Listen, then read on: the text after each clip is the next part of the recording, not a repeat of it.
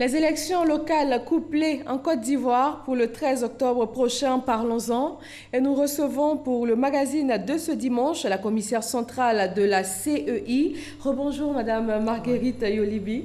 Bonjour. Nous allons suivre ensemble un récapitulatif sur le processus électoral en cours et on se retrouve tout juste après pour en parler. 13 octobre 2018, date des élections locales en Côte d'Ivoire. 31 circonscriptions pour les élections des conseillers régionaux et 201 circonscriptions pour celles des conseillers municipaux mettront aux prises 88 listes de candidatures pour les premières et 684 pour les secondes.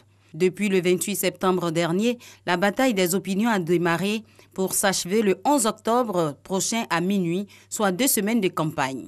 Ce dimanche, cela fait 10 jours que la campagne bat son plein pour inciter les électeurs à donner leur suffrage aux candidats. Le processus électoral est en marche. Depuis le dépôt des dossiers de candidature, la publication de la liste des candidats, jusqu'à la remise officielle des affiches et spécimens de bulletins, les organisateurs, que sont les membres de la CEI, s'attellent à rendre ce processus fiable, transparent et équitable, comme l'a souligné son premier responsable, Youssouf Bakayoko. Ces élections seront couplées à savoir qu'elles vont se tenir le même jour dans les mêmes bureaux de vote. Un mode opératoire qui n'est pas nouveau en Côte d'Ivoire. La CEI, l'ayant déjà expérimenté une première fois en 2013, entend mettre à profit son expérience. Sur le terrain, elle mène une campagne de sensibilisation. Aux populations et aux acteurs politiques, la CEI explique le mode opératoire spécifique à ces élections couplées. La sécurité, un des enjeux majeurs de ces élections. La CEI promet une sécurisation optimale. 30 000 membres de forces de sécurité seront déployés sur tout le territoire national à partir du 8 octobre prochain. Alors, Madame Yolibi, on va parler de cet enjeu majeur qui est la sécurisation du scrutin. Pour certaines régions, la sécurisation va démarrer à partir du 8 octobre. Quel est le dispositif qui est mis en place? Alors, la sécurisation est un enjeu majeur dans ces élections. Et nous avons mis en place un centre de coordination, de suivi donc, des opérations électorales. Donc, nous avions identifié quelques communes, quelques localités qui présentaient des menaces particulières. Et donc, pour ces localités-là, à partir du 8 octobre, il y aura un détachement de policiers, un détachement de gendarmerie pour pouvoir sécuriser jusqu'au 13 octobre prochain. Oui. Alors déjà, avant ce dispositif, on nous a signalé des troubles, hier notamment à Guiglo, entre les partisans de candidats. Que s'est-il passé et quelle est la situation actuelle sur place? Je dirais que la situation actuelle est sous contrôle puisque nous faisons le suivi vraiment en temps réel. Il y a eu un affrontement donc, sur l'axe Djoko et Guiglo entre les partisans de 2 candidats. Et malheureusement, ils se sont affrontés, il y a eu des blessés graves, il y a même un qui est dans le coma. Mais à cette heure-ci, nous venons d'avoir les informations comme quoi il a été évacué. Donc, le blessé, celui qui est dans le coma à Abidjan, et la situation est sous contrôle.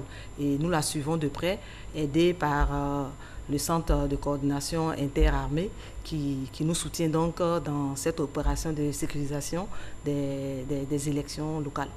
Alors 3000 hommes des forces de l'ordre qui vont être déployés donc à partir du 8 octobre pour les populations et aussi pour les candidats. Quelles sont les lignes à ne pas franchir?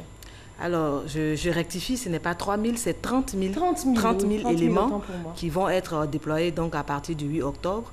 Et nous en profitons donc pour lancer un appel aux candidats, pour leur dire que ce sont des élections de développement et ce n'est pas normal qu'on voit ces actes de vandalisme, ces actes d'affrontement entre partisans. Et sinon, globalement, les choses se passent bien sur le terrain. Mais, bon, comme vous savez, toute élection, c'est jamais toujours apaisé. Et nous faisons le suivi et nous pensons qu'avec le système qui a été mis en place, la situation est sous contrôle. Et nous faisons confiance à nos forces de défense qui suivent la situation au jour le jour. D'accord, situation sous le contrôle. La campagne continue. Elle a démarré le 28 novembre et elle prend fin le 11 octobre. Aujourd'hui, quel est déjà le bilan qu'on peut dresser à mi-parcours sur tout le territoire national?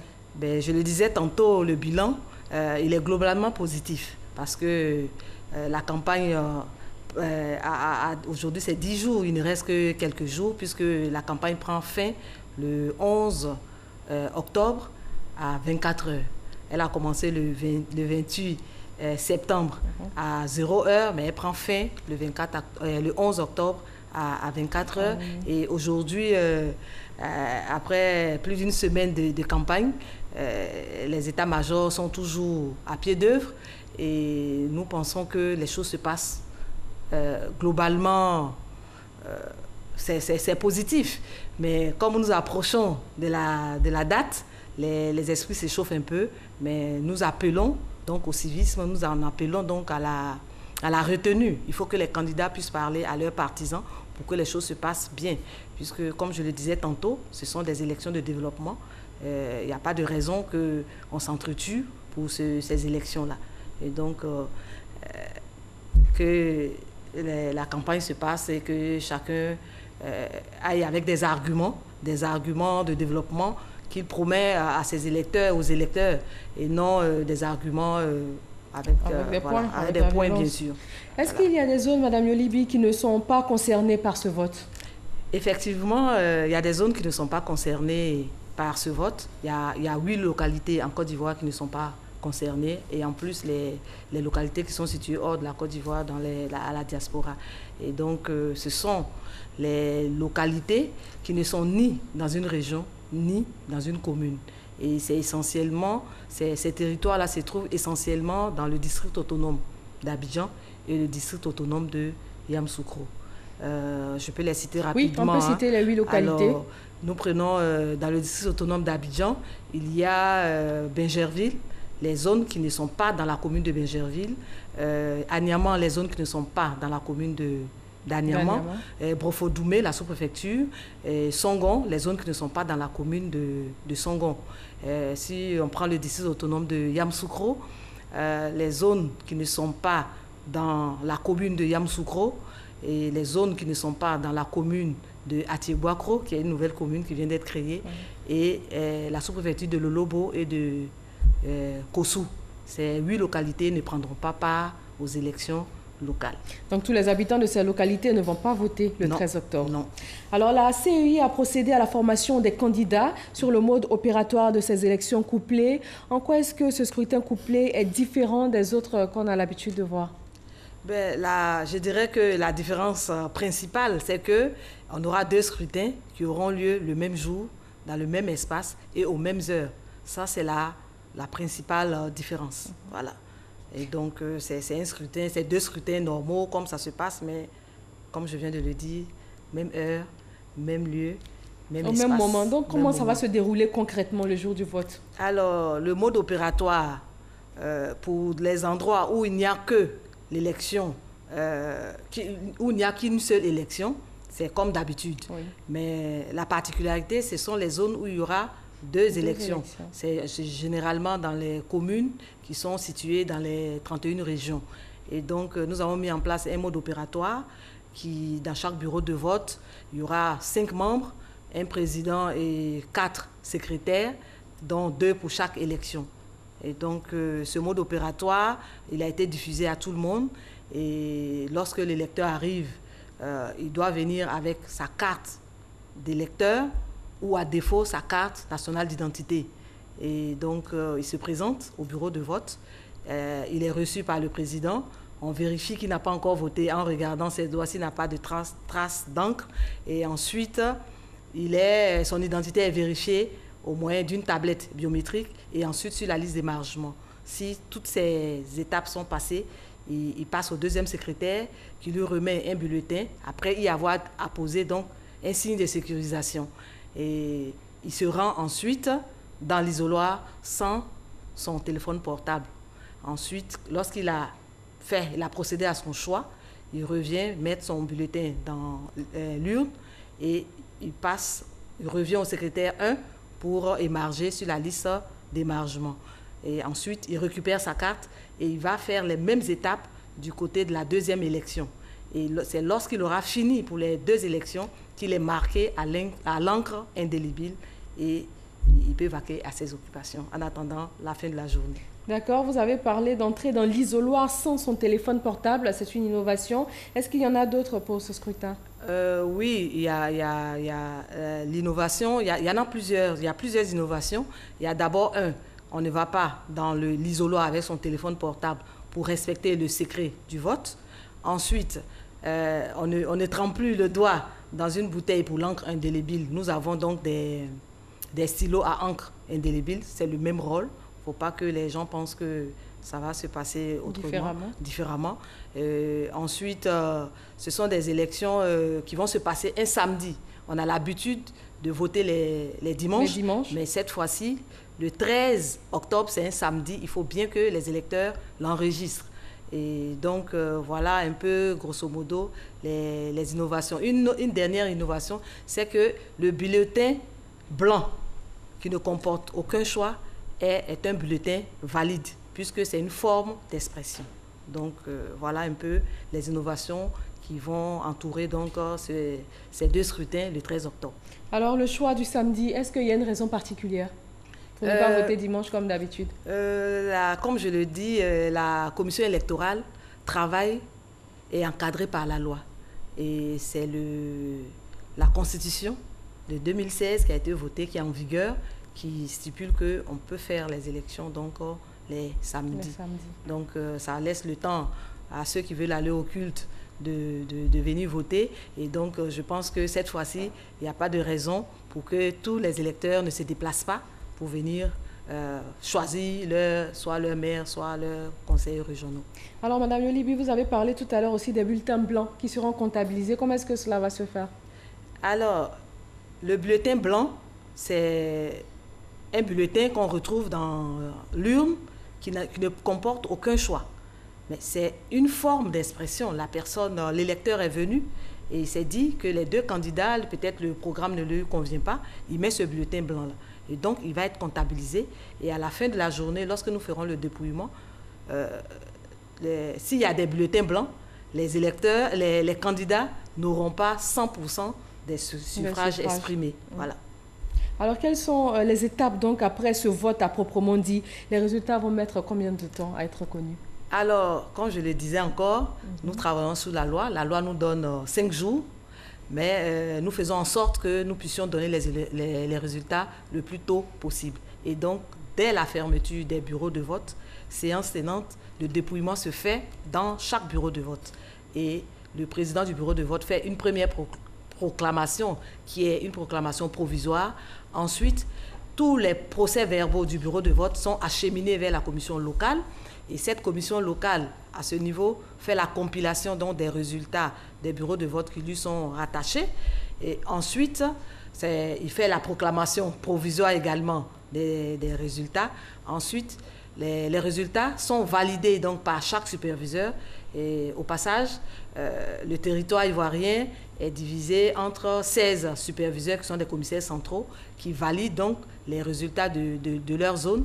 Et enfin, lorsque les résultats sont validés par chaque superviseur, ces résultats-là sont acheminés via un système sécurisé au niveau de la commission centrale à Abidjan et la proclamation définitive des résultats se fera.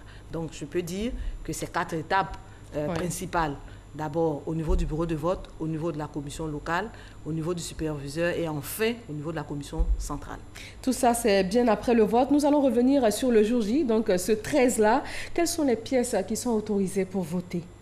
Alors, les pièces qui sont autorisées pour voter, ce sont la carte d'électeur principalement, ou à défaut, la carte nationale d'identité.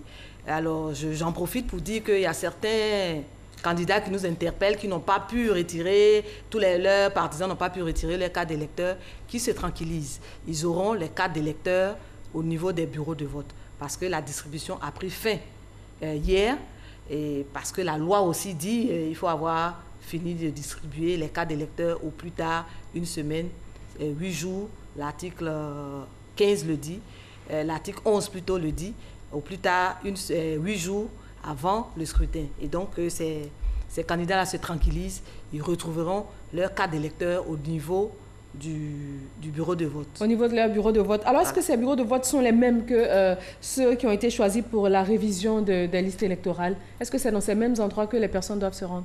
Absolument, il s'agit des lieux de vote. Alors, partout où il y a eu la révision, c'est dans ces lieux de vote qu'il y aura, donc, ces mêmes lieux de vote qui vont abriter donc les élections couplées du 13 octobre. Évidemment, les zones les territoires qui ne prennent pas part aux élections, mais qui ont pris part à la révision parce qu'il faut avoir une liste globale, ces zones-là ne voteront pas. Sinon, ce sont exactement les mêmes lieux de vote. Donc, la Commission électorale indépendante a une liste bien actualisée du nombre d'électeurs. On peut savoir exactement combien d'électeurs la Côte d'Ivoire compte à ce jour? Alors, la Côte d'Ivoire compte 6 595 790 électeurs sur la liste globale. Mais pour ces élections, 6 498 212 électeurs prendront part à ces élections du fait qu'il y a ceux qui ne prennent pas part, c'est-à-dire ceux de la diaspora et les zones que les zones que j'ai citées tantôt, qui font 97 000, qui font 977 476 personnes. Bon, c'est assez marginal, ça fait environ 1,50% de personnes qui ne vont pas prendre part à ces élections-là. Donc, retenez bien qu'à ces élections, prendront part 6 498 212 électeurs. Mais ce n'est pas le nombre qu'il y a sur la liste électorale parce qu'il y a certains qui ne prendront pas part à ces élections-là. Oui, la nuance est bien comprise. Voilà. Combien de candidats aussi en tout? Alors, les candidats, au total, pour les municipales, on pourrait dire qu'il y a 685 candidatures. Parce qu'il faut savoir que chaque candidature comporte plusieurs candidats. Donc, les têtes de liste, nous en avons 685, dont 51 listes qui sont conduites par des femmes. Et pour les régionales, nous avons 88 listes, dont 7 qui sont conduites par des femmes. Et donc, voilà le nombre de candidatures que nous aurons pour ces élections couplées du 13 octobre. Alors, nous avons parlé tout à l'heure des bulletins blancs, mais avant de terminer, qu'est-ce qui peut invalider un vote? Qu'est-ce qui peut faire que mon vote, par exemple, ne sera pas pris en compte après que je me sois déplacée, que j'ai glissé mon bulletin dans l'urne? Alors, le bulletin peut être invalidé si le choix de l'électeur n'est pas clairement exprimé. Et comme nous avons fait l'éducation électorale, il faut voter soit avec une croix dans la colonne du candidat, soit mettre une empreinte avec un encreur qui se trouve dans l'isoloir. Mais il peut arriver que le choix ne soit pas, on n'arrive pas, l'électeur n'est pas fait clairement son choix. Et soit clair. Donc, ce bulletin-là est considéré comme nul. Mais également, si le bulletin n'est pas le bulletin officiel, parce qu'on ne sait jamais. Si quelqu'un se cache avec ça, ce bulletin-là ne sera pas comptabilisé. Merci à vous, Madame Marguerite Yoli-Bikone. Je rappelle que vous êtes commissaire centrale de la Commission électorale indépendante. Merci pour tous ces éclaircissements sur ces élections couplées du 13 octobre. Merci à tous de nous avoir suivis. Très bon dimanche. Et à ce soir, 20h, toujours sur RTI 1.